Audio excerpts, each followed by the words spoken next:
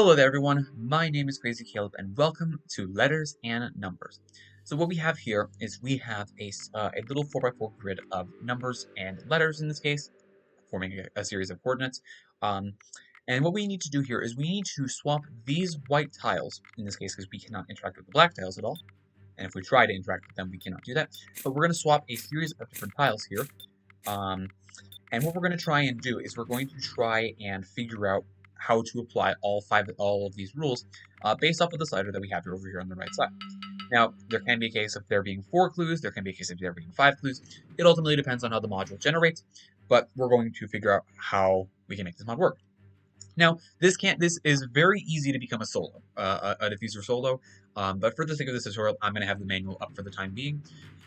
And what we effectively need to do is we need to make sure all conditions apply, that all the conditions are true, and we need to make sure that we understand how this graphs things a little bit, especially the quadrants. So, as you would suspect, the columns are alpha through delta from left to right. The rows are 1 through 4, top to bottom. The top half is, of course, the top half. The bottom is the bottom half. Left and right side are exactly what you would expect, the left 8, the right 8. But the quadrants are going to be simply in reading order. So in this case, first quadrant is the first 2x2 here. The second quadrant is the second 2x2, so on and so forth, down to the bottom right. So top left, top right, bottom left, bottom right. So that's all we simply need to know about this module and how it works. So let's take a look at what conditions we have. So we can use the sliders, in this case, the up and down arrows. And this will be our submit button, so be careful not to press it too early. So don't do that too early. So let's take a look. So column A must contain exactly 4 distinct numbers. Now, how do these distinct numbers work? So let's say we have a group of 1, 2, 2, 4. Now, distinct is referring to a case where if it occurs at least once, it therefore counts as one case. So in this case, as you can see, the 2 occurs twice. So in this case, our distinct numbers would be 1, 2, 4, because these numbers occur at least once. However, if it was unique, for example, what would happen here is it would be instead of 1, 4, because these occur exactly once. Unique is exactly 1, and distinct is at least once. And remember that you're only going to be counting distinct numbers based off of just one occurrence. So in this case, since there's 2 2s, it would only represent one distinct number, in this case 2. So that's how distinct works. So let's take a look. Column A must contain exactly 4 distinct numbers. So what this effectively means is that based off of this position here, we need to make sure that every single number, 1, 2, 3, 4, appears. Because that's exactly 4 distinct numbers. Therefore, we know for a fact that 2 and 4 are already in their places. So what we need to have happen is we need to have a 1 and a 3, which in this case, we have 2 1s and 1 3, so we know for a fact that delta 3 is going to be either at alpha 2 or alpha 4. So now, let's figure out what we need to do with the rest of this model. But effectively speaking, this condition applies right now. Now, these other conditions may make me swap some stuff around. Alpha 1 might be going there. Delta 3 might even pop up to alpha 2, for example, so we don't know quite yet. Let's take a look at the other clues. So, row 2 must contain an even number of distinct numbers. Now, in this case, it actually does happen to contain an even number of distinct numbers. It only contains, in this case, 1 and 2. There's, in this case, 2 1s and 2 2s. They're both occurring. That's what really matters here. And these are the only 2 numbers that are occurring. So in this case, that is true right now, as of right now. So, next up, column A must contain an odd number of bravos. Here's where things are definitely subject to change. Yeah, so column A must contain an odd number of bravos. This basically confirms that we're going to be swapping this one out because there's currently 2 bravos here right now. So let's bring in alpha 1 right here. So we don't know if we still need to swap these. This condition still applies, and I'm gonna be honest, it probably is in the correct positions. But let's check the rest of our conditions here. Row 2 must contain 1 or fewer bravos. Here we go. Here's where things are gonna change. So row 2 must contain 1 or fewer bravos. So we need to get rid of one of these 2 numbers here. This is where things definitely are going to be changing a lot here. So let's take a look and let's see what we can do. Let me think about this.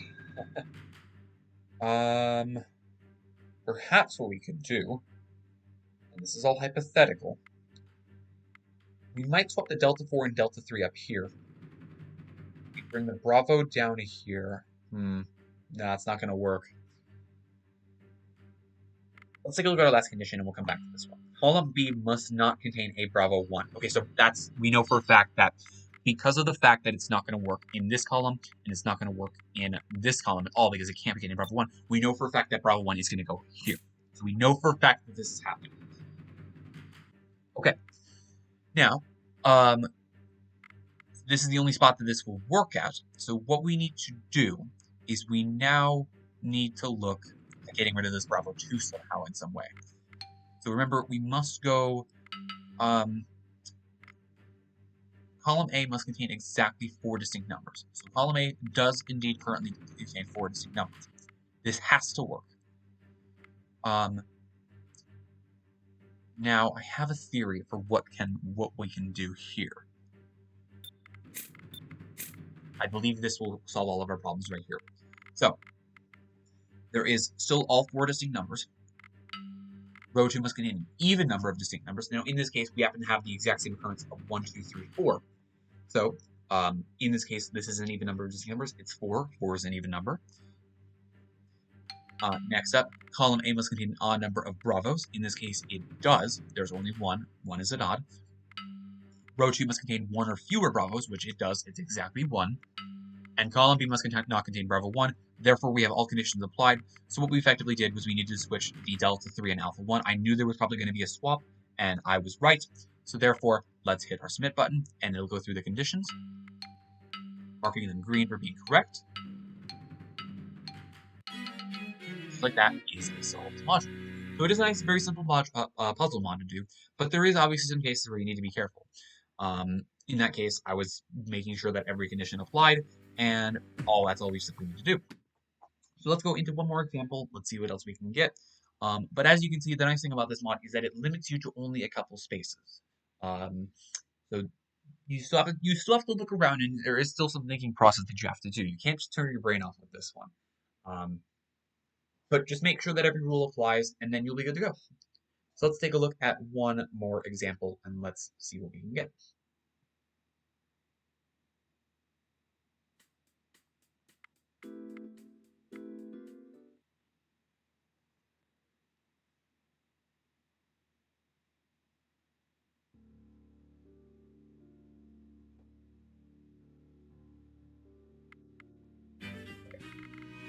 Alright, now we only have 3 conditions, so let's take a look and see what we get here. So, row 1 must contain an even number of deltas. So we know for a fact that there's only 2 cases where this can apply. In this case, the 2 spots that don't have any, that can't be changed, can't have any deltas. That means it can either be 0 or 2. So that's the only case where this applies. It can be either both of them or none at all. And let's figure out what we can do for our second condition. One of the rows is arranged in this order, and it's going to give us a series of parts to it. And what we have to do is we have to arrange it in this exact order. So now, Charlie 3, 4, 2. So looking at this, 2 of the conditions already apply here, 3 and 2 in those respective positions. So what this effectively means is that we need to have Charlie 4. So we've got Charlie, then 3, then 4, then 2. This rule applies. That's good. And the thing that we know that these are guaranteed to be in the correct position now is based off of the fact that this is the only Charlie to apply, and this is the only 4 to apply in this case. That would work. And I think we know for a fact that this is our correct answer too, because of the fact that everything is in its correct position. Now, we want to make sure because these 2 could potentially have to swap at some point. So let's take a look here. So, the number of the 1s in the first quadrant, this is important, this is why I check. The number of 1s in the first quadrant must be greater than the number of 2s in the fourth quadrant. So the number of 1s, in this case, has to be greater than the number of 2s in the fourth quadrant, and in this case, the 2s in the fourth quadrant are 2. Now, if we swap delta 1 and delta 2, delta 1, the 1s in the first quadrant, there are 3 of them.